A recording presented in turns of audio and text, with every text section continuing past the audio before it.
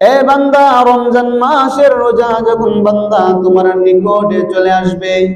বান্দারে কে তোমারে রহমান থেকে দূরে সরায়া দেয়, কে তোমারে গফফার থেকে দূরে সরায়া দেয়। বান্দা, রমজান মাসের রোজা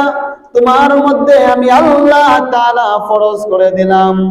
বান্দা, আমি আল্লাহ তোমার মধ্যে রমজান মাসের রোজাগুলো ফরজ করিয়া বান্দা আমি আল্লাহ তোমার এত দামি বানাইলাম। যেই বান্দা রমজান মাসের মধ্যে আমি আল্লাহ তাআলার কালাম তেলাওয়াত করিবে, যেই বান্দা রমজান মাসের মধ্যে আমি মালিকের কালাম তেলাওয়াত করিবে,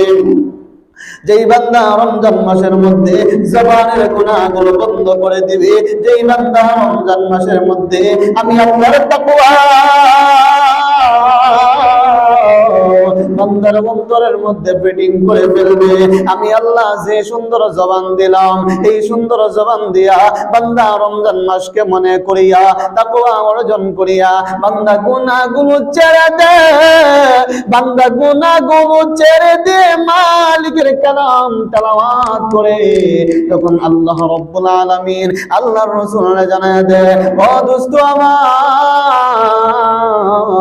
আপনার যত বান্দা নামাজের মধ্যে দাঁড়িয়ে আমি মালিকের কালাম তেলাওয়াত করবে, নামাজের মধ্যে দাঁড়িয়ে আমি আল্লাহ তাআলার কালাম তেলাওয়াত করবে, হাবিব আমার ভালো করে শুনো, আপনার সেই বান্দাগুলো কাল কিয়ামতের দিন জান্নাতে প্রবেশ করবে।